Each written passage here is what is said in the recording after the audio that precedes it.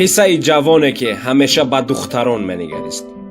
ҷавоне ба назди олими ислом омад ва аз ӯ чунин савол намуд: ман писари ҷавоне ҳастам, вале рағбату хоҳишотам хеле зиёд аст ва наметавонам хоҳишоти нафсониямро аз нигоҳ намудан ба сӯи духтарҳо ман намоям. ҳангоме ки дар бозор ва ҷойҳои оммавӣ қарор мегирам, чӣ кор кунам то аз ин ҳолат наҷот ёбам? олим гуфт: ман ба саволи ту амалӣ посух мегӯям, то ба он посухи ман худат қаноатбахш гардӣ. олим як истакони ҷомеро лабрез аз шир намуда ба дасти он ҷавон дод.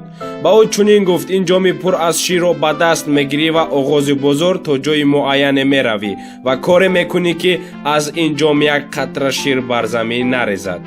инчунин он олим ки яке аз шогирдонашро ба он ҷавон ҳамроҳ бо ӯ фиристод, то мувозиб бошад ки як қатра шир аз ин ҷом нарезад. агар ҳангоми роҳ рафтанаш резад, дар назди ҳамагон ӯро бо чӯб безананд.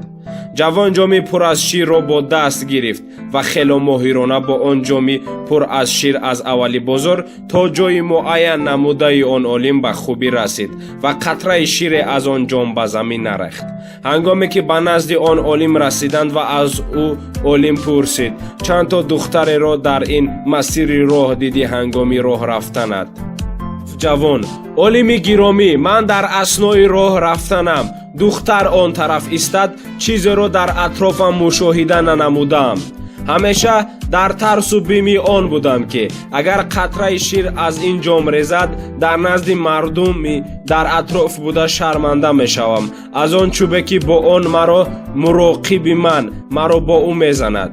олим гуфт: бале, акнун фаҳмидӣ чунин аст ҳоли шахси муъмин дар ин дунё. шахси муъмин ва мусалмон ҳамеша метарсад аз худованд ва хории рӯзи қиёмат ҳангоме ки иртикоби гуноҳ мегардад дар дунё.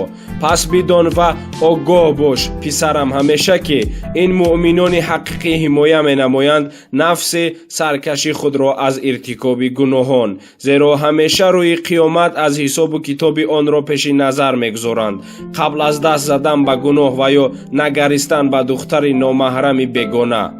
инак расидем боз ба анҷоми як навори дигар. то наворҳои оянда шоду пирӯз бошед.